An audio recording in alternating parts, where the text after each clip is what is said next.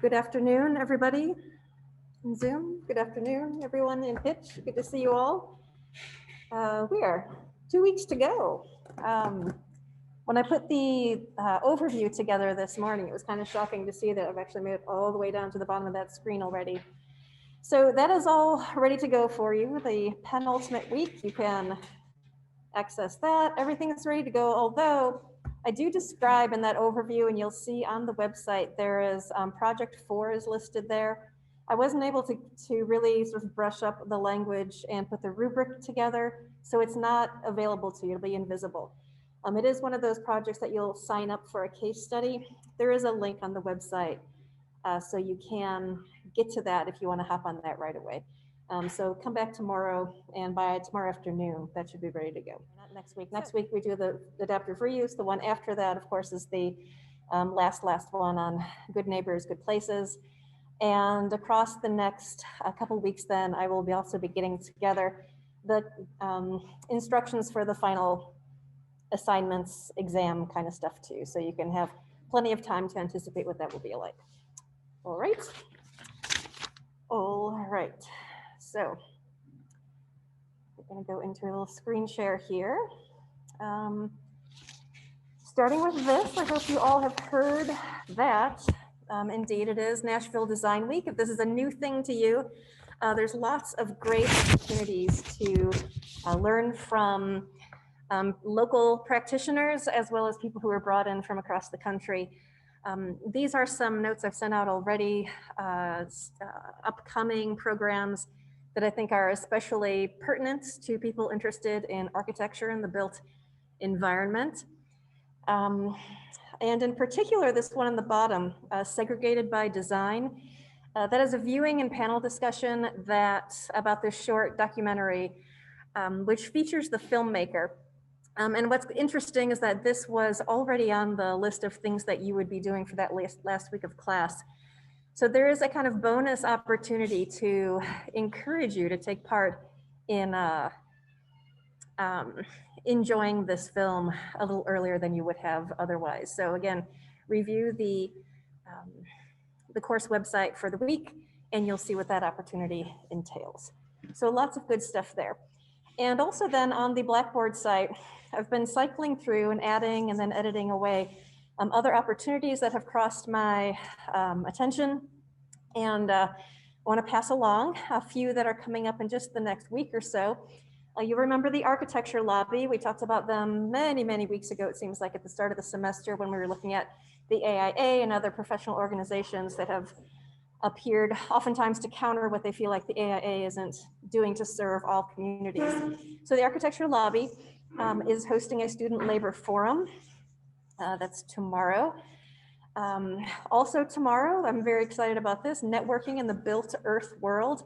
INTBAU, INTBAU is a group that is really interesting. And if there are studies in vernacular architecture have piqued your interest, you might want to look more into them. They're very much into conservation efforts, sustainability through traditional building practices. And they also, when we're not in the midst of a global pandemic, they host summer school programs in places like Spain. I forgot the city in Spain, and near Stockholm. And they're building a program in Pakistan right now too. So a lot of interesting stuff that we hope to kind of integrate into offerings here as well. And then finally, there's another kind of program about the housing market, again, an INTBAU program. And you'll note that they always have a ton of time frames because this is indeed a very global group, and they're broadcasting from all around the world. So anyway, hopefully too, if these particular items don't pique your interest, hopefully you will note though that they are indeed a great variety of kinds of things that surround architectural design in the built environment. So keep checking back and taking the opportunity as you can to learn more about your field. All right, so let's look at sustainability. Any guesses who the person is in this picture? Anybody in Zoom want to take a go? We got it in the room here. That is your president, Dr. Fisher. Has to be Bobby. Well, if you're on a first name basis, Trace, that's great. That is indeed Dr. Robert Fisher, president of our university, up on the green roof along Wedgwood and taking care of his bees. I don't know if a lot of you have had an opportunity to hear from Dr. Fisher, who is a character, isn't he? I remember my interview here, about 14 months ago or something, and it's kind of a big deal at the end of 2 full days of interviews, and then you're finally taken in to see the president.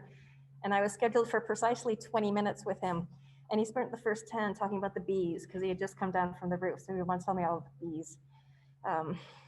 He's a character. Anyway, so I thought we would start the conversation here, or the consideration here, pretty close to home, right here at Belmont, because indeed sustainability is a big thing around here. I'm sure you have bumped into these ideas in different respects.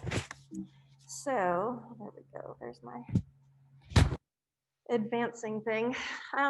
And what this actually begins with is one of the themes that I hope it kind of colors the things we're looking at today. Because while it's appropriate and maybe to be expected that people studying to be architects will think about the design of a building as how you achieve sustainability. But as we start here with the story about Belmont and continue on through the next half hour or so that I want to talk to you about this stuff, we recognize that buildings are just part of the equation.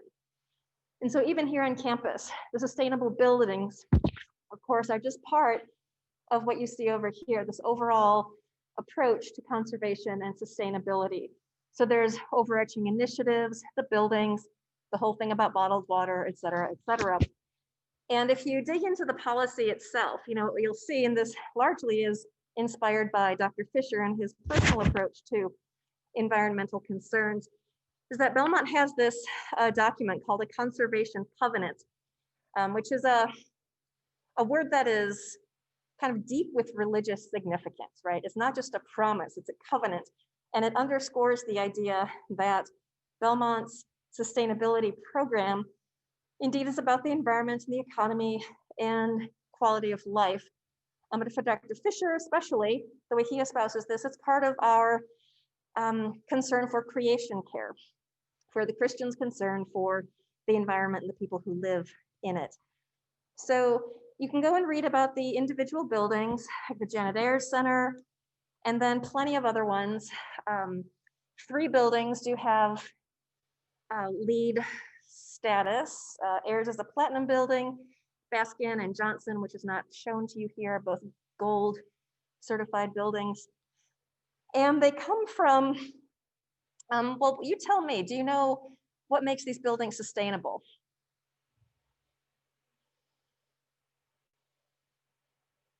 Any idea what kind of initiatives or design features?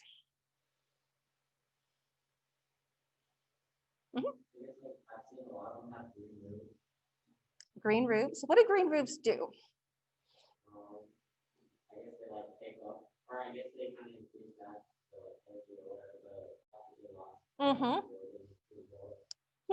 Yeah. So the answer here, Anthony, is talking about the green roof and how green roofs do return some oxygen back to the earth, back to the air. Okay, other question here or comment? They absorb the heat for sure. So if you think about the difference between green grass and black asphalt shingles, one is going to absorb heat and make your building hotter. Thus, it's going to be harder to cool it. Another one is friendlier in the way it reflects some heat back into the atmosphere. It also, okay, so that's one thing, the roofs. What else? The rain. Yeah, so rainwater is absorbed. Because this is what, like, the idea of runoff is huge for anything you build that sits on something that used to be permeable earth and grass and stuff like that. You're causing water to go somewhere that it wasn't intended to go. And that can create all kinds of problems down the road. Just because water is going to collect in places that can't get rid of it, and you have flooding issues. And also if there's runoff of junk and chemicals and other toxic stuff, that causes a problem for your neighbors also. So buildings like these are designed to collect rainwater, to actually recycle wastewater inside as well. And so be more conservative with water use overall. Anything else? The third idea, do you know about these buildings? This is just a guess, but maybe the windows are like energy efficient.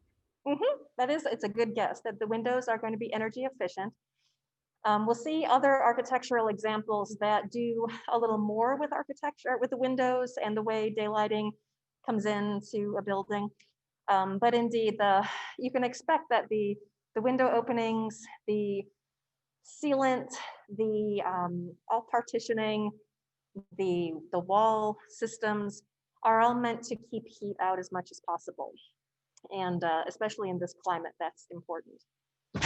There's other things like the underground parking that we kind of take for granted around here, but again, that shoves a kind of nasty necessity into a place where, first of all, it's a nice aesthetic thing, right? Because we don't get to see them. But more importantly, again, asphalt and big concrete structures suck up a lot of heat, and that can become kind of a heat sink. We don't want those. There's high efficiency plumbing, LED lighting, in the construction of, and I think this was airs, this is one of the things that pushed it up to platinum level, is that 75% of the construction waste was recycled, so that's a good thing. So yeah, care for daylighting, motion sensors, etc.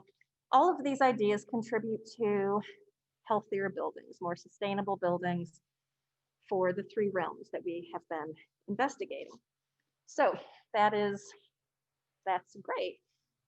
You'll notice that we didn't say anything about the style of the buildings or even the materials that they were constructed of, except for the beehives and grass up on the top. So this is a question that came through on the quiz when you asked, sustainable and eco-friendly building materials. And that is a smart thing to keep in mind because, as future architects, you will have a vast choice of materials, palettes of materials at your disposal.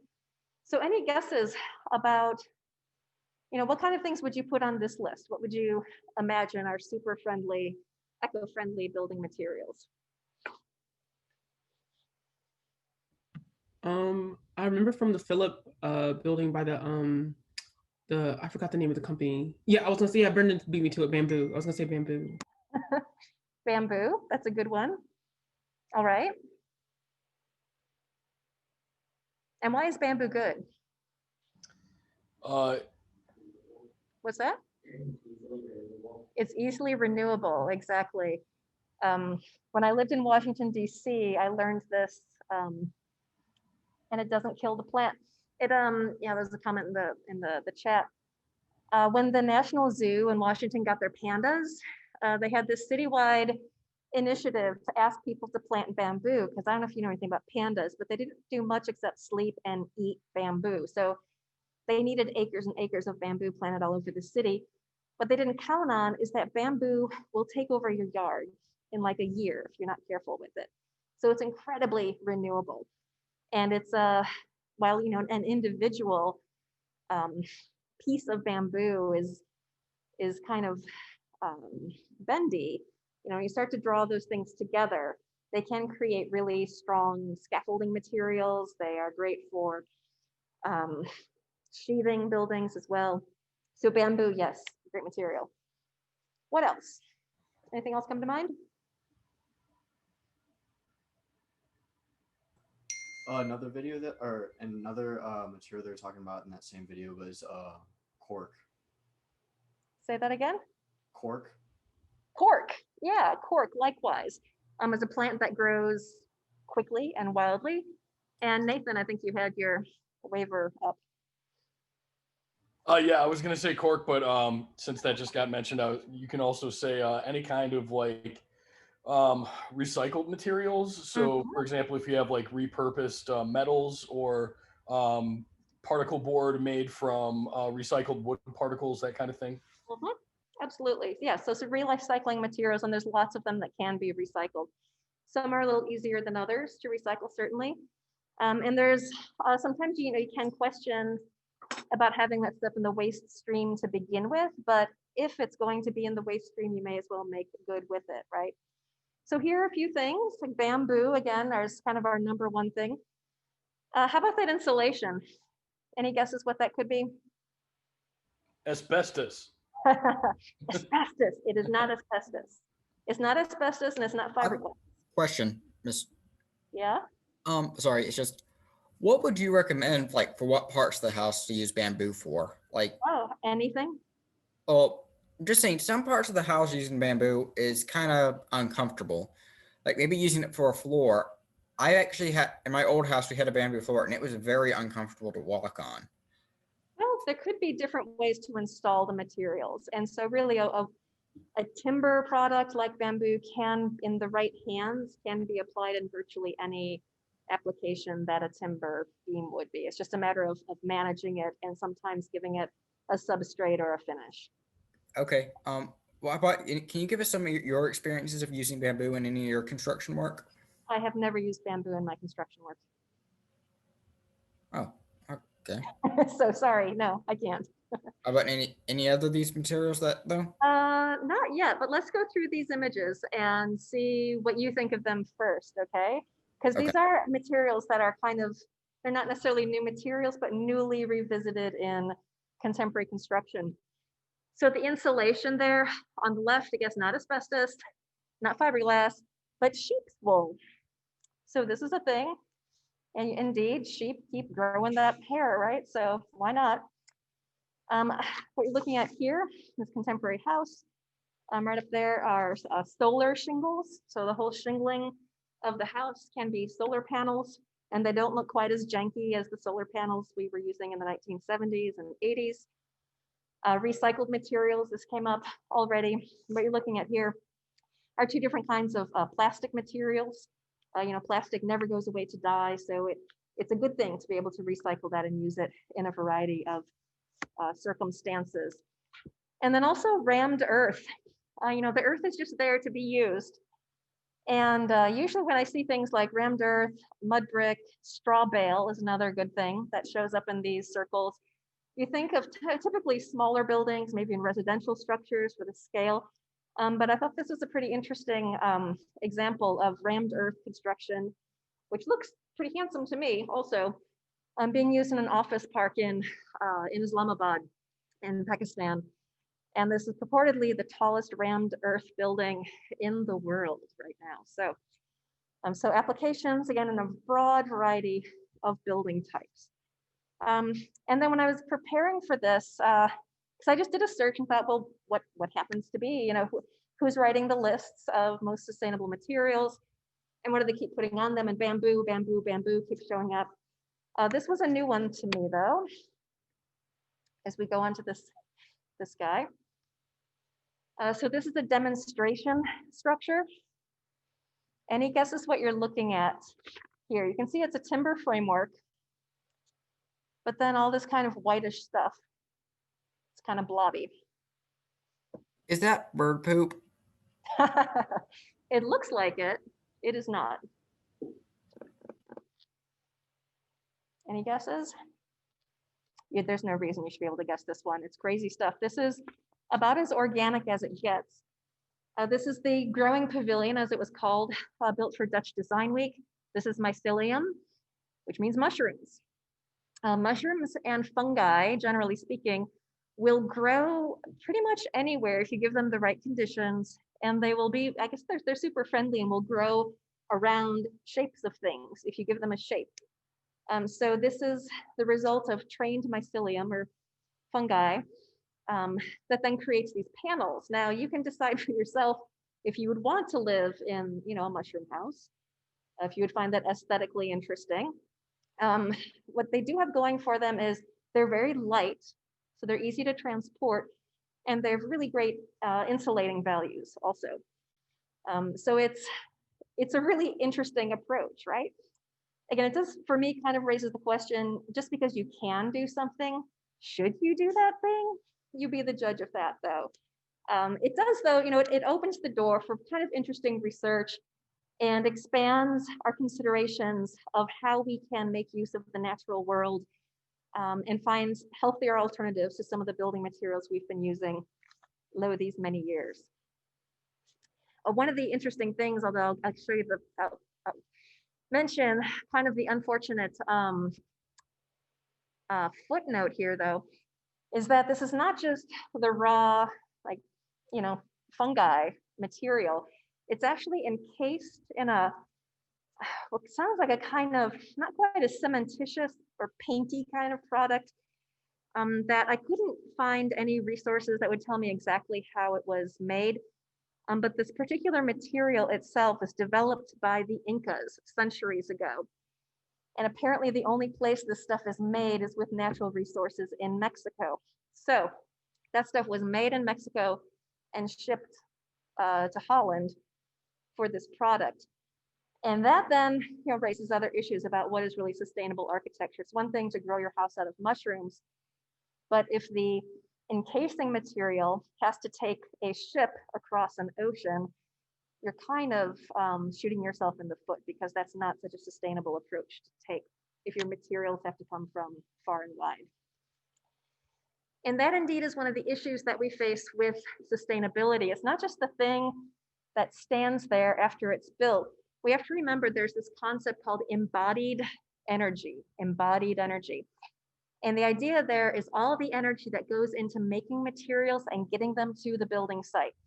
So Seagram Building and Lloyd's of London are both the kinds of buildings, for different reasons, they show the kind of thing that architects have been trying to get away from, as sustainability has been a more pressing concern.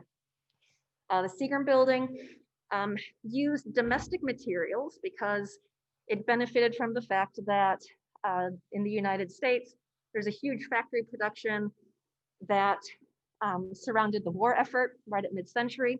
So the American steel industry, the glass making industry, were ready to go, great guns, and create this building. But you recognize with buildings like this, which is an acknowledged architectural masterpiece, that there's nothing about this building that is sensitive to its environment. It is just glass all the way around. It doesn't matter if it's north, south, east, or west. And so the heat gain on the south side is ridiculous, right? We go ahead a couple decades to Lloyd's of London by Richard Rogers. He's also one of the architects of the Pompidou Center in Paris that you might know of. And it gives you a sense of the kind of mechanized high-tech architecture he was known for. And so this building is different than Seagram because it could have some environmental considerations with where the glazing was, the windows where they were, what was closed down and shuts out the hot sun. But the thing about this building is that it celebrated technology to such a degree that it was seen as a virtue to source materials from all around the world. So the steel is from China. There are fire suppression gizmos that came from Ohio. There were other things gathered from across Europe. And there really was a lot of effort made to make this kind of a global showcase of very cool new technologies. And so as that showcase, it was very impressive and remains very impressive. So and it's, hang on one second. And it is indeed a very striking example of the kind of architecture that Richard Rogers was known for. But the thing is that the carbon footprint of this building is absolutely off the charts because there was such a concerted effort made to bring materials in from all over the world. So what's your question, Ryan? But it seems like this was a collaborative effort to actually promote world relations, though. Wouldn't that also be brought in consideration as in the purpose of the building? Because bringing in materials from all over the world, this makes the building a world building. If Well, that was the message that was going for it. I think it was, the message was, and you can, read on this, and I'm certainly open to other interpretations. The contemporary material around the building did celebrate a global approach to technology and really the distance and span and spread really the grasp of Lloyd's of London, which is a huge, huge reinsurance company. And we see, just as a quick history note, this is not a brand new thing. The ancient Romans and the Roman Empire would bring in building materials from all over the empire to display, again, the reach of the empire. So, when they could bring in very rare stones from Egypt and Persia, etc., from England, it said a lot about, again, the span of that place. So, but again, that's a matter of interpretation. So the kind of, energy sucking buildings that we see there are the issues that, or the kinds of problems that architects concerned with sustainability are trying to solve. So just two illustrations. One you've seen, this one might be new to you. One Bryant Park, which was originally, the first client was Bank of America, but they have moved along. Here in 2006 was the first skyscraper, tall commercial building designed to be LEED Platinum rated. And they accomplished it. I mean, it's the one here in the center, right? And they accomplished that through a lot of different means. Some of the things that we see Belmont doing in terms of wastewater recycling. They built, the building was all of recycled or renewable resources that could be sourced within 500 miles of New York City. And the two details you see on the right, this is a canopy on the building. And so it's a relatively small detail of a building of this size. But what they've done here is to cut the canopies in such a way that the very steep, high in the sky summer sun, which of course is hot, and when your building is under its greatest heat load, is cut off from getting inside the building, whereas the low rays of the winter sun are able to penetrate into the building. So by manipulating different parts of the building, you can kind of modulate the way daylighting comes into the building, which, you need daylighting so people don't go crazy inside your building, and also just to cut down on the energy bills too. Here on the bottom, you can see the detail of the glazing technique, which is a kind of spray ceramic material that again is meant to cut down on the absorption of direct sunlight in parts of the building on this double glazed facade. And the double glazing is something you're going to see over and over and over and over again as we proceed through the program and as you read contemporary literature on tall building design in particular, because it's a single pane of glass can't do much against sunlight unless you make it mirrorized, like we did again back in the 70s, which I don't know if anybody wants to bring that back. The Shanghai Tower here in Gensler, you've seen this one already on the website.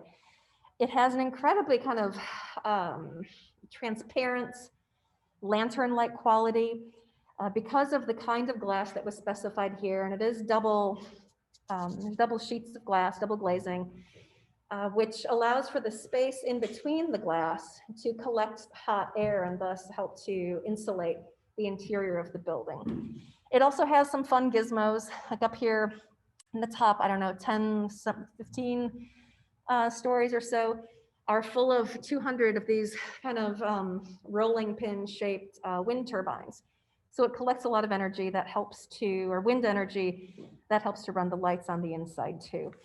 So there's a lot of different techniques and technologies, material choices, et cetera, that can be used to help make your building more sustainable. But again, it's not the self-contained building itself that is the whole story. And this is one of those subject matters that makes us recognize that it's hard to just be an architect. Really good architects tend to also be kind of part-time urban planners and definitely policy wonks. Because that's how you get a place like Freiburg that you've already learned about. Freiburg, you can see this website is the World Wildlife Foundation's website. And they're celebrating this city as one of the great sustainable cities in the world. And this is a diagram that shows some of the main sort of design initiatives. for this German town that is has a historic center, as you can see here, but was developed into the sustainable showpiece that we know of it today in the 1970s. So there's much more than just individual buildings. You know, you read about the policies that keep cars out of the city center and indeed keep cars at the edges, that encourage people to walk, ride bikes, take light rail, as you see here. This also means that the city center has really fresh air, it's safe, and thus improves the quality of life for people overall. They've made other policies that avoid sprawl and overall just increase the air quality, land and health of the place through land use, transportation, and so forth. And certainly it helps that people, certain kinds of people, are going to self-select into this kind of lifestyle, right? So another question that came through your quizzes was, you know, just asking the simple question, what are the most sustainable cities? Well, so I went to look and said, what are they? And my assumption is that it's places that are still built on a medieval principle. You know, medieval cities, you can check this around, especially around Europe, but really around the world too, that the center of a medieval city will be only as big as it takes a person, an average person, to walk the whole breadth of it in 20 minutes. So there's a pedestrian angle there. In any event, though, I found on National Geographic did this really interesting study quite recently in which they rated cities of the world on these three realms: social, environmental, and economic. And where have you seen those concepts before? Where'd you first The see three realms of sustainability. Wing bingo, indeed, right? So they're picking up these three ideas, and you can see the kinds of metrics they were looking at. And so somebody who, you know, rated all these things and then ran these numbers.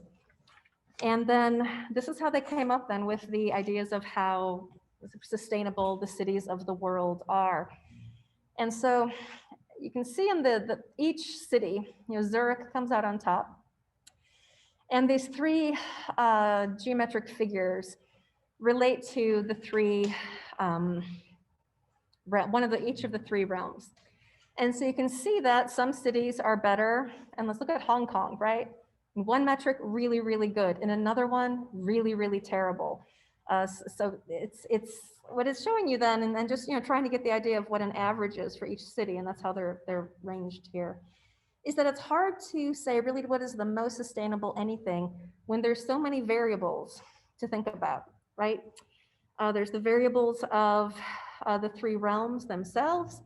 And then even when you want to give a score to one of those things, there's those other considerations to make, like ashcrete, ASHCRETE, was a new material I ran across preparing for today.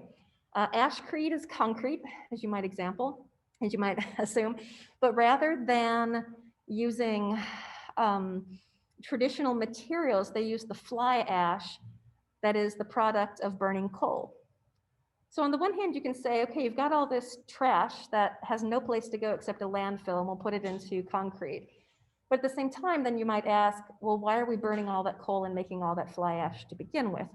So you see this, it's very hard to say just, you know, what is really, how you get to the, how you can really decide that something comes out on top. And so this is one of the things with LEED, right? You know, that all the things you do for a building help you accrue points. And you can accrue a whole bunch of points, but still leave something really crucial out of the picture.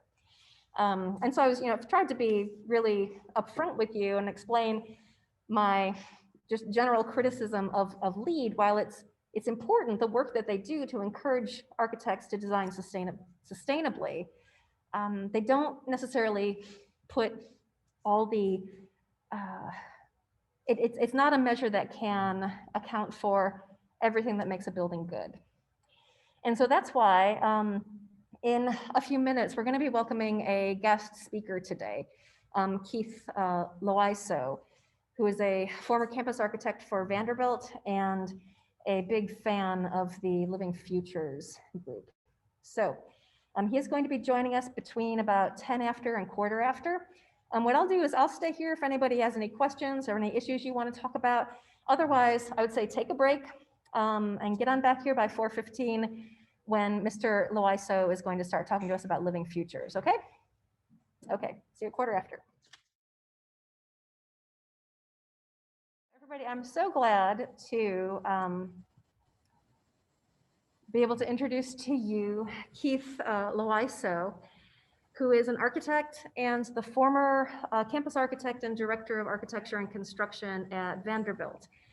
He's also one of the many people who have provided me a super warm welcome here to Nashville, people from the design community. And I had a wonderful opportunity to, I helped organize the hosting of the Living Building folks here on campus last year before there was a pandemic. So it was great to get that introduction at that point for this really interesting approach to sustainability that hits all of the realms and approaches this issue from I think a really useful point of view. So I'm going to turn this over to Mr. Loiseau. What I will ask, I think, to make this, I expect that you're going to have questions, which is great. And he tells me that he's happy to take your questions as we're rolling along. What I would like to do, just to keep this a little bit civilized, is if you would all please pop on the participants pane, and you see that's where we have the hands raising. You see that? What I'll do is I'll keep monitoring that, looking for hands raised, and then call on you when it seems like an appropriate time, so you don't have to sort of awkwardly look for an opening, okay? All right, so that, or send me a chat, and I will slow things down and make sure that you are heard, because I know he wants to take your questions. So I will turn it over to you, Mr. Loiseau. So glad to have you here. Yes, it's so good to see everybody. Always excited to talk about living buildings. And first of all, can everyone hear me okay? Excellent. I see a lot of thumbs up. So yeah, and also I was very excited when Belmont announced that they were going to have a School of Architecture, because of course in Nashville we do not have that. And there's only one school in the state of Tennessee, which I happen to be a graduate of. And but then when I heard the philosophy behind the school with embracing sustainability, I was even more excited about that, because I think that's really important, and I think it's something that's going to be even more important in the future as we go along. So today I want to talk a little bit about living buildings, and also talk about what's happening in Nashville relative to living buildings. But to give you more information on my background, I was at Vanderbilt University for 24 years, and then in that time, I had the opportunity to work on a lot of sustainable projects, and we were able to move things along quite well. And what's interesting about it, though, is I guess it was in the late 90s, early 2000s, I was doing green buildings on campus. But at the time, the administration didn't like the idea of them being certified. We were doing LEED buildings. And they saw that it's unnecessary, or maybe not a good use of resources. And it was the students that made the difference. The students ended up petitioning the administration and, made very good cases of why it's important to do sustainable buildings and important to get them recognized. They compared it to them going through 4 years of college and then not getting a degree, not getting a third-party verification that they've met all the requirements. So with that, we started doing our first LEED buildings on campus and sustainable buildings. And again, it was the students that made the difference. And so I just wanted to share that with you guys, because sometimes students have more power than staff do at universities in getting things done. And also I wanted to mention that we recently completed our first WELL certified building at the university. It's the School of Nursing. And I believe that's the first WELL building in Tennessee, and it's based on well-being. And the nursing school really embraced that and did some amazing things. And we're also doing our first living buildings on campus. And then I wanted to start just to share my house. This is a residence that I built back in the early 1990s. And it's a passive solar design. It has passive cooling chimneys, and it was super insulated for its time with a high performance envelope. And it's made from repurposed materials, recycled materials. And this was really a learning experience for me. It's one thing for architects to design things, but to build them is something else. And it really provides a feedback loop. So friends would come and help on the weekends, and we would have bluegrass picking parties, and we would build on my house. So it took me like 5 years to build this house because I didn't hire any contractors. And there's a lot of stories about how it came about and the materials that were used. And if we have time, I have more images at the end of the presentation that we can look at.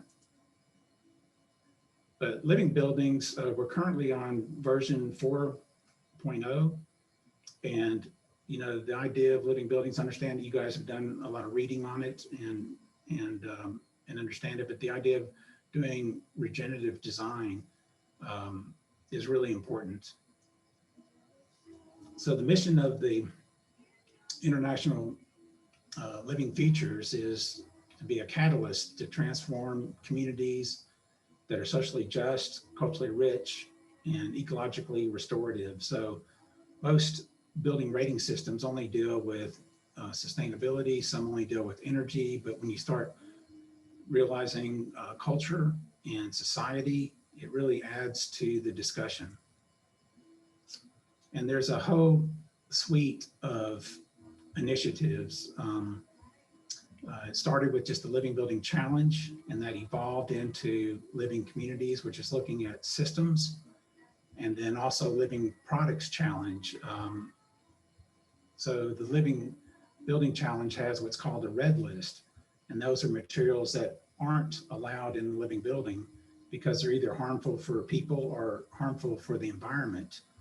And so the idea is to encourage manufacturers to develop healthy products, because many chemicals are used to develop products, and sometimes people just use what they've always used, or they use what's the easiest, with really considering other options that are not harmful to people.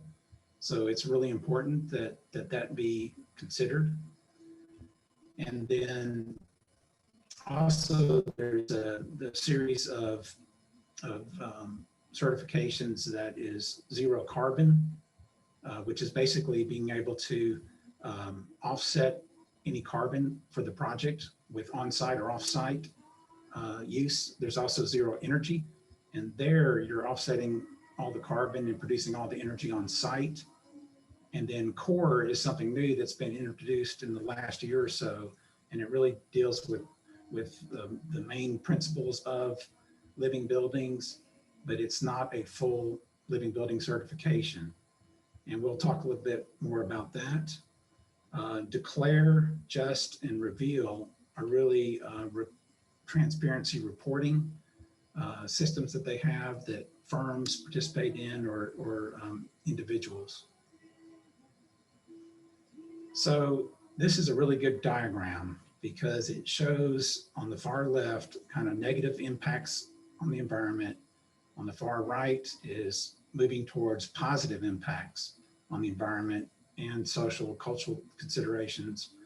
And so we currently build kind of on this lower left-hand side of the screen, code required projects, even doing green buildings and high performance buildings are basically doing less bad. But then when you go past the midpoint where things are sustainable, then you start doing good.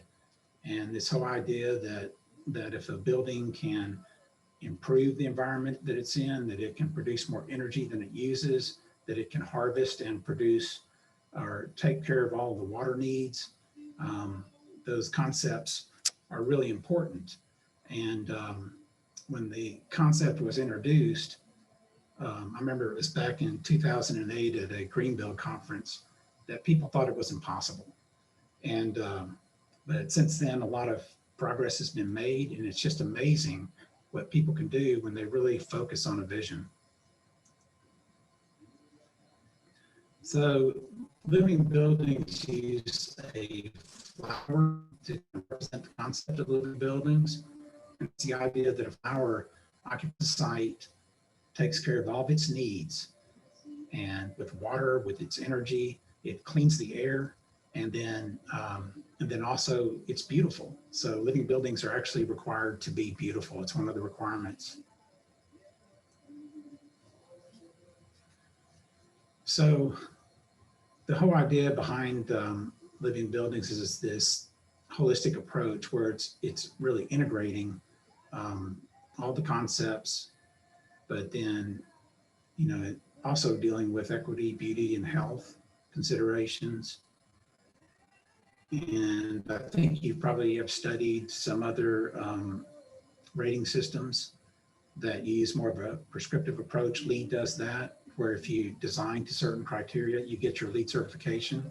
But with living buildings, the outcomes are really measured by performance and how the building does. So a living building has to perform and operate for a year to prove that it's net positive energy, net positive water, and all these other aspects before it is certified. So I think that's really important. And, you know, my experience with buildings over the years is we would design and build some very good buildings, but then over time, they would have a tendency to decline in their efficiencies. And we've learned that by monitoring the energy use of the buildings, the water usage of the buildings, we can tell when something's getting out of sync, and then go in and recommission the buildings and tune them up, if you would, to keep them running at an optimum level. So with the living building requirements, it's doing exactly that. So also what's important with living buildings is this idea of communicating these concepts to others, to advocate for these types of buildings and these environments, because it can be really a game changer. You know, think about in the future, if all of our buildings generated all of the energy they needed, produced all of the water they needed, treated the water, the gray water and black water on site, you know, what would that mean? That could change a lot in how things are done. So the whole concepts evolve over time with input from everyone. Working on a living building is very different from a LEED building. A LEED building, you're kind of submitting things, and then you get feedback from the U.S. Green Building Council, whether or not you're in compliance or not. Whereas when you're working on a living building, it's a much more collaborative approach where everyone's working together, trying to find new ways of doing things. So currently, there are 23 fully certified living buildings in the world today. And as I mentioned to you before, back in 2009, when this concept was first introduced, you know, people really thought it was impossible. But a lot of headway is being made, and a lot of projects are in the works. And you'll see more and more coming on board. Keith, can I ask a question for a second? Yes, yes. Yeah, could you, just to make sure everyone understands the difference between living, pedal, and zero energy buildings in that chart? Yes, yes. So a living building is one that basically meets all of the imperatives, and we'll talk about that in some slides coming up.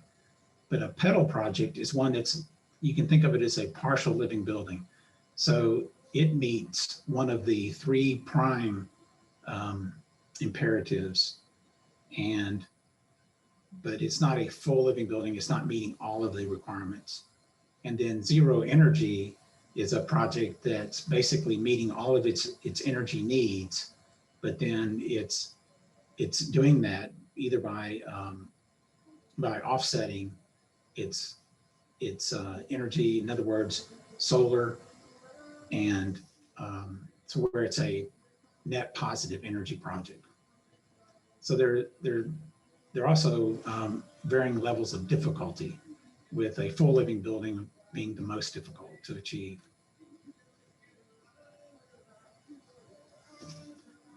And these are just some examples of projects. Living buildings are in many different environments. Areas that are very dry, some areas that get a lot of rain, cold climates, warm climates. Some projects are just interior build outs, where others are full office buildings. So it's just to show that there can be a variety of project types of living buildings. And then also, this slide is just saying, for the first 100 certified projects, that over 50 years, just showing the impact of resources that can be saved. This idea of 1.4 billion cubic meters of water and carbon offsets is just huge. And if all buildings were that way, you can just imagine how it'd be transformative to the world. I mentioned before that we're currently in the release of 4.0. And the petals, are people familiar with the petals just in general? I think it might have been mentioned in our reading, but we didn't do any depth in them. Yeah, so the petals really deal with these 7 petals, which is place, water, energy, health and happiness, materials, equity, and beauty. And kind of the highest focus and the most difficult ones to get are water, energy, and materials. And the others are much more achievable. And each one has imperatives that go along with it. And so to achieve a full living building, you have to meet every imperative of every petal. Whereas to do varying levels, like to do a petal certified project, then it has to be either energy, materials, or water is the focus. And then the petal project works on that behalf. And then throughout all of the imperatives, there's really 10 best practices that have been identified. And so these go really through all of the petals and all the imperatives. And from this, the core certification system came about. And really the concept is that to have a full living building, you may spend 80% of your effort on just 20% of the imperatives. And so what the core certification is how can we get 80% of the value out of a living building, and then that it be more streamlined. So this is a new program that was introduced, that it's for building owners that want to develop buildings but maybe don't want to do a full living building.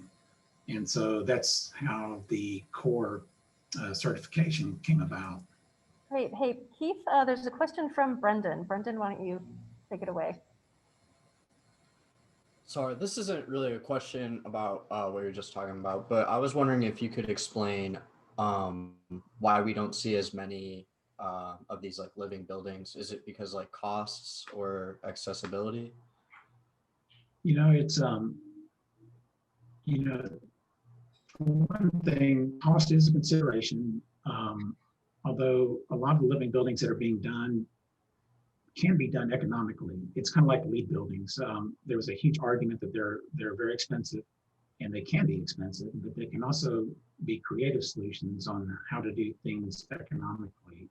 So I would say there is a cost as a consideration, and it would be anywhere from 10 to 25% premium over a standard project. But also it's a new concept, only being around for a little over a decade now. It takes a while for this to get integrated into the practice and for people to seek it out. But it is a great concept, and it takes time for people to adopt new practices. And when I say people, I mean building owners, building designers, architects, engineers, contractors that are doing the work, and that filters down to subcontractors and material suppliers. So really it's a whole industry, and it takes a while for these changes to come about. And I kind of compare it to when we first started our first LEED buildings at Vanderbilt. And I remember this was like in 2000, we could not even buy formaldehyde-free plywood in Nashville. We had to go all the way to Atlanta to source a material. Whereas now, if you go into Home Depot or Lowe's, you can't buy plywood with formaldehyde in it. That's how much the market has changed. And it just takes time for that to evolve. Thank you. So again, these are the various certification levels. This idea of the zero carbon is where the project is offsetting its carbon and its energy, and it can do this using off-site sources. Zero energy is where the energy has to be produced on-site. The core we talked about, it's really dealing with the kind of the 10 main initiatives that run through all the petals.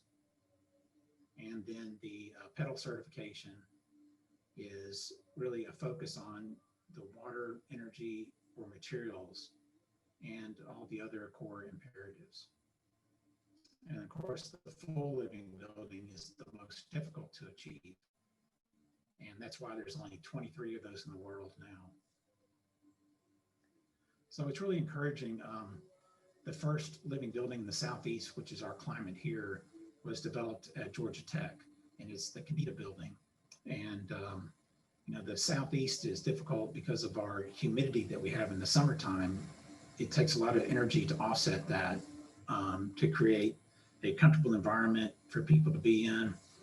And also culturally, we're not necessarily the most progressive part of the country as far as adopting new ideas.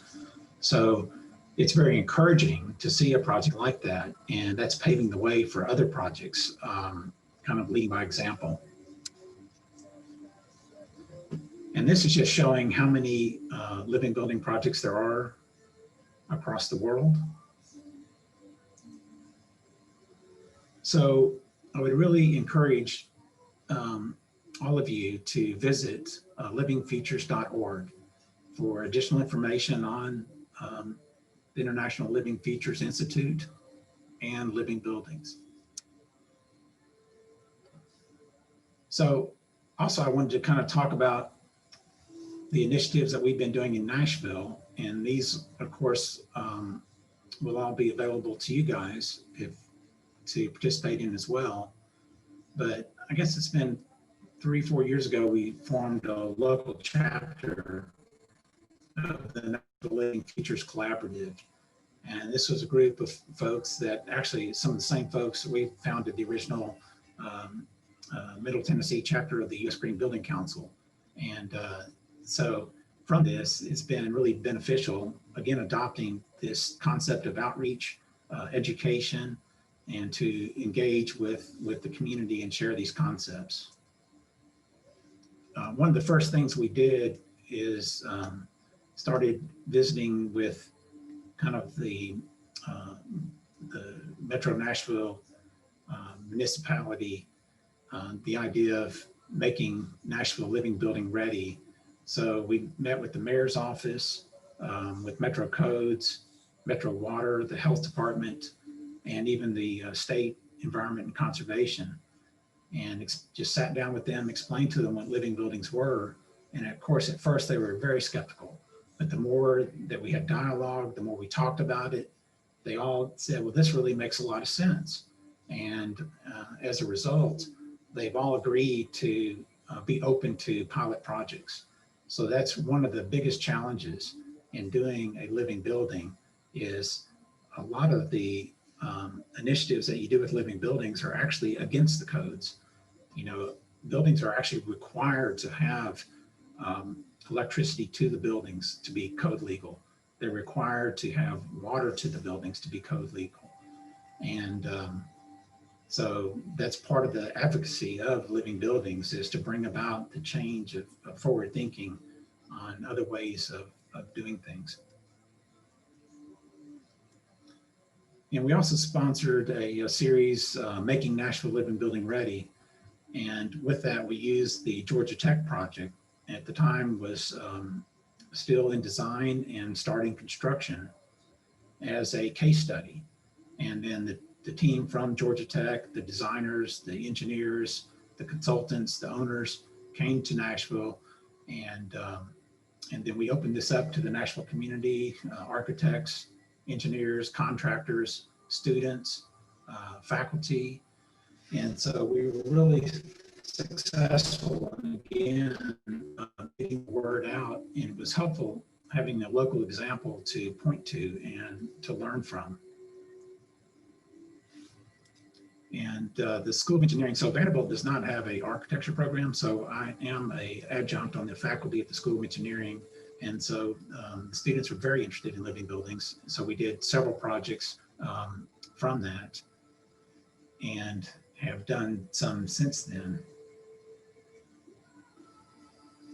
So this is a project that was just completed construction at Vanderbilt. This is on the Peabody campus. And Peabody is a neoclassical architectural style campus that was built in 1910 through 1925. And in this project, we combined two buildings together, the Home Ec building in Mayborn and with a connector. And this is our first pedal project with the focus on materials. So the project is complete now, and it's been very successful. And this connector has been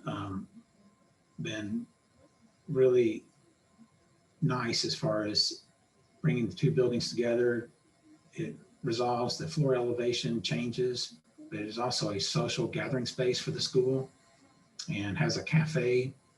And then it also has active learning classrooms that the existing buildings, because of the structure, weren't large enough, spaces weren't large enough to accommodate type of learning. So that's worked out really well. And then the first full living building is in design as a child and family center. And so it combines 3 individual childcare centers into one on a 4-acre site, and is designed as a living building. The project is on hold right now just because of the COVID and economic considerations, but I'm hopeful it's going to continue moving forward. Hey, Keith, can I interrupt you for a moment? There was a question about Sure. running into issues in construction at the university. And Ryan, do you mean stylistically or just because of the new method of construction, or what? In the in the joint, the glass one, I'm interested in that construction and the one that jointed the 2 buildings at the university. Mhm. Yeah, I'm interested in that. Did you run into any issues in it, or like, did you find something that actually, like, because I've been to that and I found it very interesting. Yeah, so are you thinking aesthetic issues or actual constructability issues? Constructability and aesthetics, yeah. Yeah, so, you know, when we do buildings on campus, there's really 2 approaches to take. One is that you can do an addition and make the addition look like it was part of the original building. And there's a couple examples on campus. And if you're around, I would encourage you to visit Alumni Hall, which is next to West End and Kirkland Hall. Their additions were done to the building, and you can't tell that they were additions at all. And that was a 1925 building. In this case, because we were joining two buildings and the historic character of the campus, the decision was made to do a complete contrast to the existing architecture. And some of the frit that you see on the glass came from the concept of the reflection of the trees in the glass. So you'll notice that there's kind of like tree trunks at the base, and as it goes up, the glass gets to be more dense. And that's also serves the function of shading of the light into the space as well. So, this was a very conscious decision made. And, this is all presented to various folks, including our chancellor and some of our board members, and with the dean of the College of Education, which the Peabody campus is, and this was well received. So just out of curiosity, what did you think of the addition? When I walked through it, I saw people, studying, and I just looked at it like, looked at it like, this doesn't look like it fits in, but it looks cool. Mm-hmm.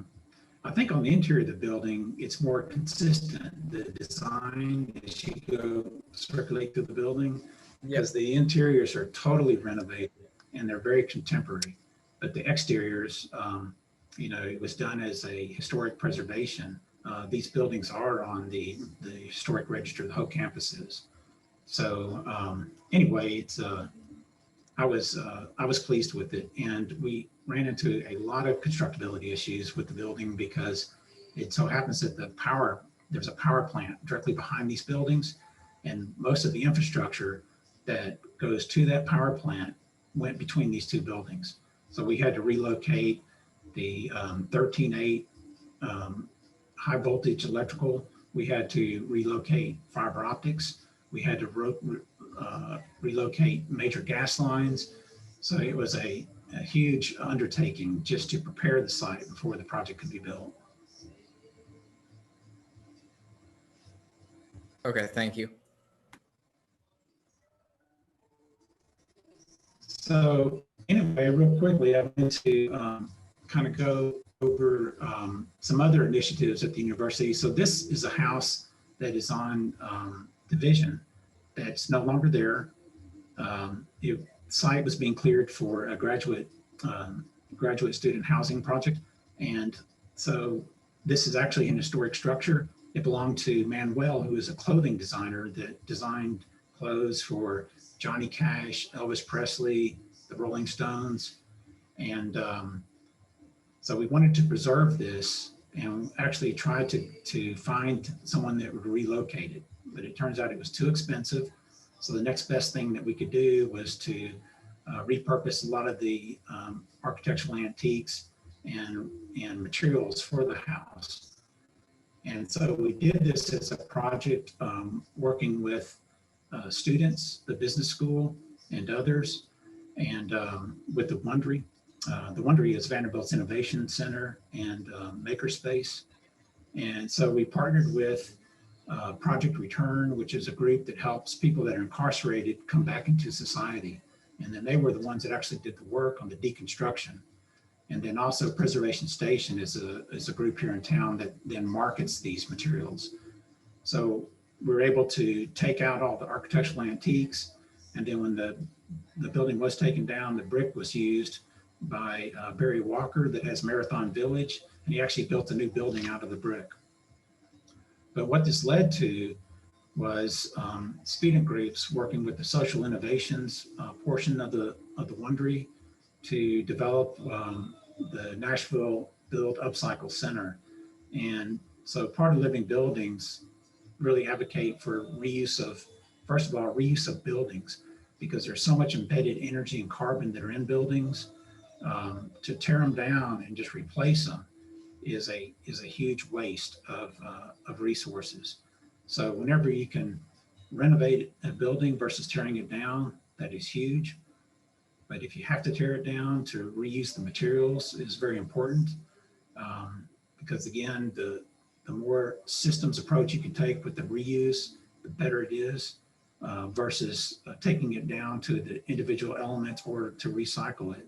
So a group of students worked on this project for 2 semesters and basically came up with a business plan on how to launch a Nashville Build Upcycle Center. And we worked with the Life Cycle Building Center in Atlanta as a model of what they've done in other reuse centers around the country. So this is really encouraging. We want to launch this, but with COVID now it's kind of slowed down the process. But the whole idea is to keep materials out of the landfill and then create a circular economy for the reuse and making materials, you know, where they can be reused. And then the initiative that we're doing with the Nashville Living Features Collaborative is the Building Block Series. And what this is we issued an RFP, it was actually last spring, for the group to design a living building through schematic design. And we got proposals from various groups around town, but we selected the Warner Parks to work with. And they're looking to either revamp their existing nature center to make it a living building or build a new kind of a visitor center. So this is going to be an educational outreach initiative, again, doing vignettes one every 2 months to go through the various imperatives and design this actual project. And so when this kicks off, I sure hope that you guys will be interested in attending. Yeah, this is the kind of thing that we'll be able to host in Hitch, right? We can get you Be back here. ideal for that. We just need to move past our COVID environment. And another project I'm working in is my community. I live out in the Bells Bend community. This is just west of Nashville, about 10 miles.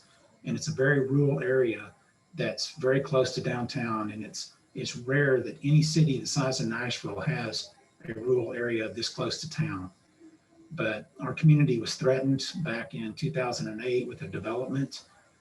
They wanted to build basically 15-story tall buildings, housing 40,000 people in our rural community and connected to Interstate 40 West with a series of 3 bridges across the Cumberland River. So good news is that we were successful in that and we created a conservation corridor and we do all kinds of cool things. This is on the upper left-hand side is where I grow hops.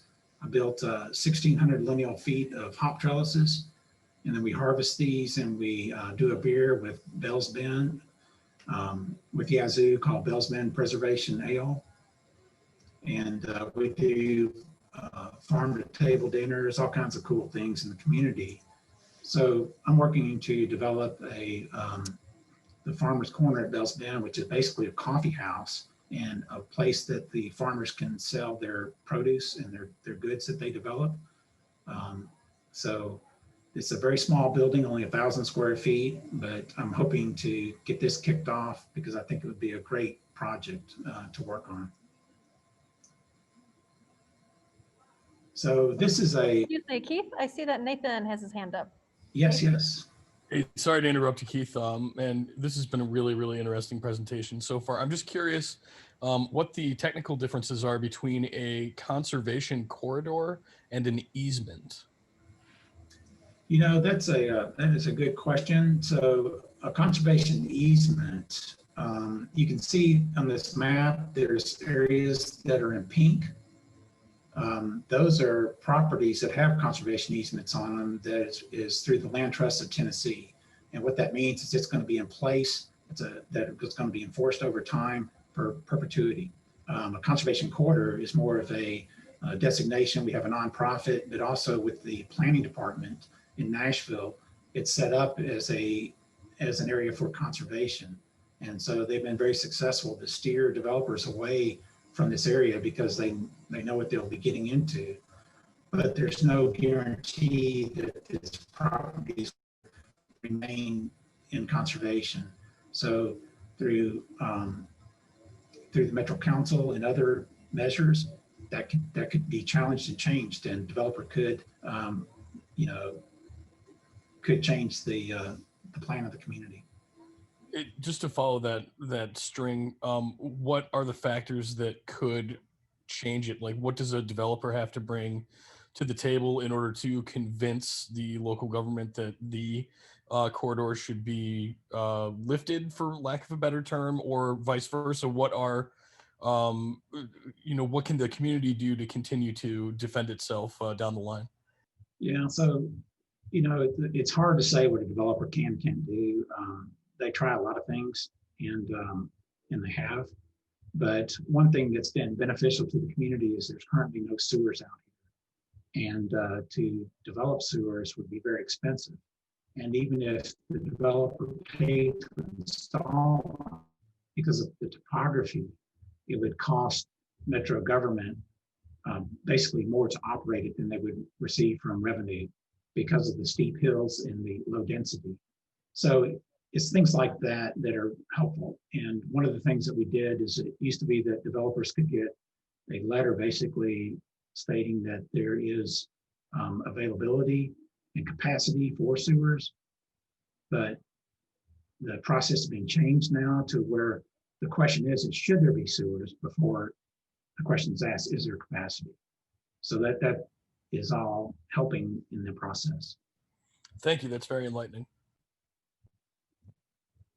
So I just wanted to show you, this is a project that actually started out as a living building, but the owners decided not to go for the certification. It's a very high performance building, but one of the unique things about it is that the house spans the riparian zone. This was a 5-acre lot that's out in Westmead, a highly developed area. And the reason it was never developed because the watershed runs right through the middle of the site. So kind of to respond to that, the house is designed as a bridge to not disturb that. And it also has passive heating, passive cooling features, and a very high performance envelope to it. So here, getting back to my house, if we have time to kind of go through some of these slides. On the upper left-hand corner is a pool that is made from a underground storage tank. So in other words, it was a kerosene tank at a gas station that was being thrown away. And so I just buried it in the ground, leveled it, cut it off, and then also built the skywalk that goes out towards the view of Nashville. So this is a summertime shot when the leaves are on the trees. It kind of blocks the view of the city. But when you go up to the edge of the skywalk, then you have this uninterrupted view out to the city. This was the first house that I built, and it was completely off the grid. I was living in it while I was building the larger house. But it's a thin shell concrete structure, the roof is. It's only 3/4 of an inch thick, but I did a mixed design using super plasticizers where I got 8,000 PSI strength out of the concrete. But it was kind of interesting. All the water drains to one point and goes in the cistern. And I've done several landscape projects. I started off with just 3 acres of land, and now I'm up to like 190 acres. And I'm fortunate to share a mile boundary with a Metro Park, which is Beeman Park. It's a wilderness park. And the sculpture is actually kind of a reused element too. I was drilling down for a project. I had to drill down 90 feet to a rock bore tunnel to bring steam and fiber optics up through it. And so this is what they were pulling out from the cores. And the contractor was just breaking these things up and throwing them away. But then I was able to use these for a sculpture, both in the building and at my site. This is a project I did. So I retired a year ago, and so now I've had more time to work on my little projects. But this is made from conference room tables that were retired. And so it was kind of a creative way to do it. And I used LED backlighting on it as well. And these are granite steps that came off of some various buildings. that I was able to build this stairwell with. And then also, I've got a bulldozer, and I developed a whole series of trails throughout the property. And so there's two types of trails. One are what I call level trails that basically connect saddles. There's 7 ridges that go out from my house. And so it connects those. And then also I did a transition that goes from my lake up to my house over like a 1/3 of a mile. So it's not as steep as the logging roads. And I can actually ride my mountain bike up this hill if I take one break in the process. It's a 250-foot elevation change. And then here's a just an interior shot of the house. Yeah, there's the floor is a concrete slab that's insulated from the ground on the perimeter, and the sun comes in and warms that concrete during the day, and it radiates that heat out at night. And behind the wood stove is also granite that acts as a heat sink as well. And that was a wood stove I built when I was in college. So here's just another shot of the house, and my cat Frankie unfortunately passed away a couple weeks ago. And again, this is my email address, that if anyone's interested in being added on to the list, then just let me know, and I can involve you in future living building projects that we're doing locally. And that's the end. That is great. I'm sorry to hear about Frankie. I Yeah. send my condolences before Frankie. He was 19 years old. Oh my, he had a good life then. Well, this was a really interesting overview of so many different kinds of ideas and projects. So let's hear if you've got some questions in the group. I just wanted to say it's pretty cool that you have Frankie the cat and Keith the bird. Yes, very good. Okay, so Caitlin? Yes, that was a great presentation. Thank you. I had a question about the nursing building at Vanderbilt, and you said it was a well-being building. What exactly is that? So a WELL certification is a type of certification that really focuses around well-being and health. So again, it's a fairly new certification, but it really dives into what is healthy for people, and it even gets into the types of nutrition that's available in the building. It deals with air quality, quality of light. So the lights in the building vary their brightness and color depending on the time of day. So it's a very cool building, and you guys are so close to Vanderbilt, I would encourage you to visit it. There's even online, there's information about all the initiatives that went into developing the building. It's not certified yet. And again, it's going through a performance period right now to achieve that. And I was quite excited that the School of Nursing really adopted that. Yeah, that sounds really cool. Thank you. Yeah, certainly an appropriate client for that kind of concern. That's super. Hmm. Hey, Ryan, go ahead. I'm gonna say I love your house. I just want to know, what inspiration did you have while designing your house? Well, that is a good question. One of the, you can see here on this image that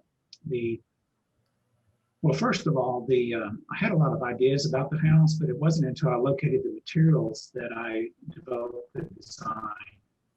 So the wood in the house is old growth heart pine that came out of a grain elevator that was taken down on Centennial Boulevard. So the wood was probably close to 100 years old when I got it. And the length of the joists determined the width of the house. And when you stand them up on end, it determined the pitch of the roof. And some of the dormer elements that you see that are coming up, the roof kind of falls to each side. And that was kind of from an element on the site with rock outcroppings. And so the rocks come out of the ground, but the earth kind of falls around them. And that's kind of what developed that. The name Sun Run, my original driveway came from Bull Run Road. And the house is really designed around the sun, and that's how that name came about, Sun Run. But the house is designed to where the morning sun comes into the master bedroom suite and also into the kitchen area. And the setting sun is where my studio is. So when I'm working there, I get the afternoon light. And then the south face is really where you have the most sun control. And that's the passive solar features. It's very simple that in the wintertime, which is this image here, the sun is low in the sky and the glass is in full sun. Whereas in the summertime, the sun is high in the sky. And so the sun doesn't even hit the glass. And so using that along with thermal mass and passive cooling chimneys, it does a lot of really good features with it. And one of the other thing I'll say about the house is that since I built it out of repurposed materials, and it's basically built out of junk is what it boils down to. And so it was very cost effective. So I built this house for about $20 a square foot. And of course, this is back in the 90s. But still, it was quite economical. And I was able to pay for it as I built it. So when I got through with it, I didn't owe any money. So in that sense, it was resource conservative as far as economics as well. Okay, thank you. Let's see, Benjamin. Yeah, so I thought that the Bells Bend conservation was really interesting. Would you say that in general, it's better from a sustainability standpoint to kind of, I guess, set stricter borders around cities and prevent sprawl even as the population in cities is increasing? Yeah, I definitely think that's important. So when this development threatened our community, the first response was not in our backyard, but then we realized that was not really a valid argument, that there needed to be more to it than that. So we started by developing a book which outlined all the resources of the area. And if you guys get a chance, I would welcome you to visit bellsbend.org and click on our book because it really tells a lot about the community, what's going on. But, as I mentioned, it's very rare for a city the size of Nashville to have a rural area so close to downtown. And so by preserving this area, it's a resource for all of Nashville and the region. So that was kind of our argument that we made. And a lot of people participated with it because there's no shortage of developments and strip malls and that sort of thing, but there is a shortage of rural land. And so out of this, we developed many organic farms that have CSAs and provide food to restaurants in Nashville. So there's currently about 7 organic farms operating in the community.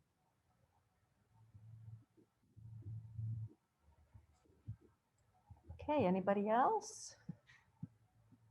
One thing I was hoping that you would address, you've mentioned a couple times in passing, but if you could focus on an issue I've heard from a couple people in the class offline about this earlier, in the debate or confrontation with potential clients about these new sustainable maneuvers are just too expensive and the payback just takes too long.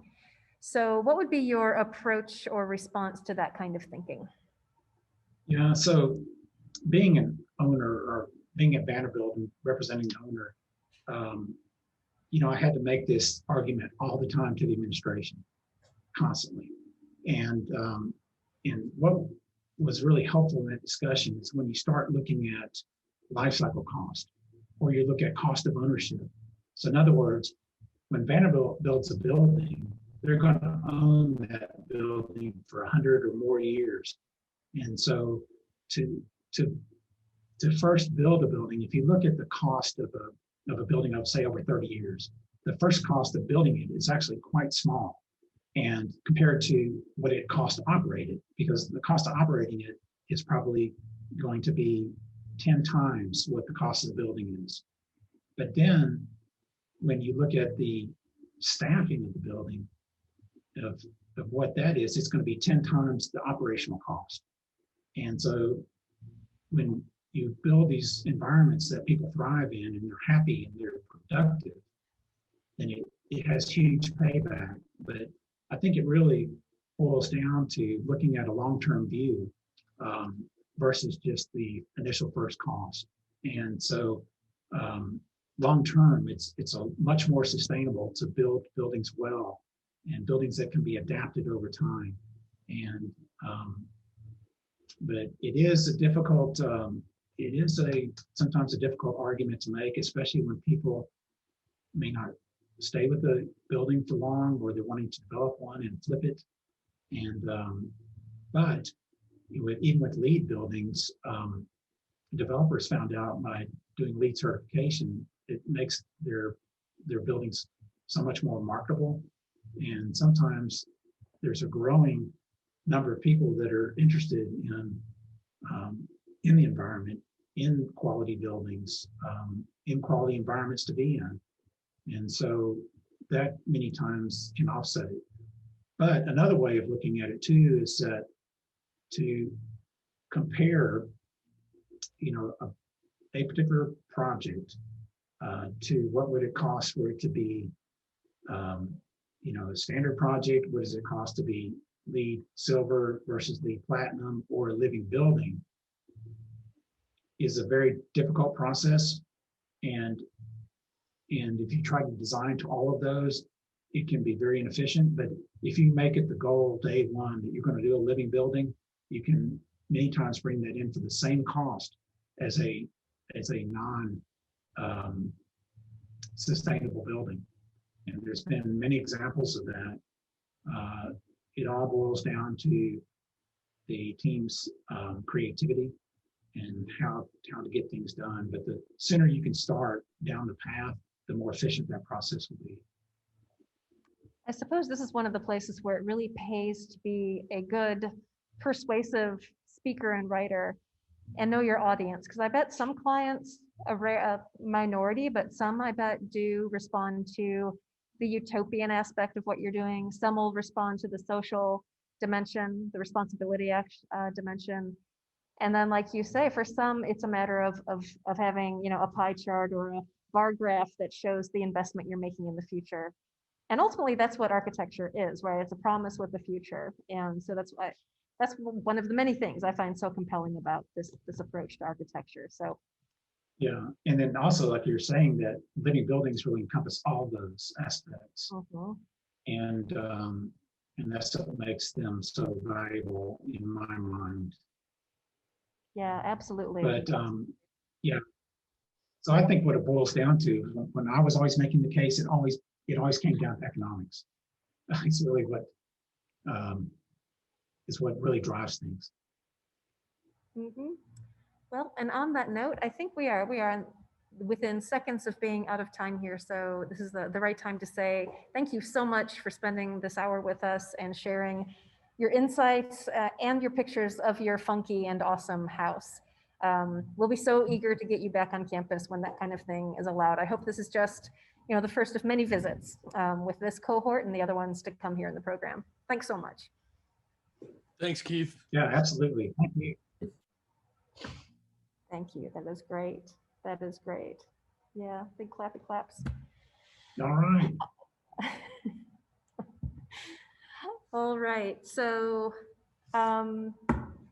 yeah, we'll look forward to more Living Future stuff in future time. Yeah. So, is there a question? Is that a comment? Someone? We are just at 1/4 now. So this is the hour, of course, that you want to get out your journaling exercises. You'll find that the Blackboard site does have a specific prompt that relates to the last hour that Keith Loiseau has spent with us. So I hope you will think about that for a little bit, unload your reflections. And remember, every time you can, take the time to reflect, to comment, and record what you found important or inspirational is really going to pay off in the future. So have at it. I will stay online for anyone and in the room for anyone who has questions, but otherwise, of course, as you finish this work, you are free to go.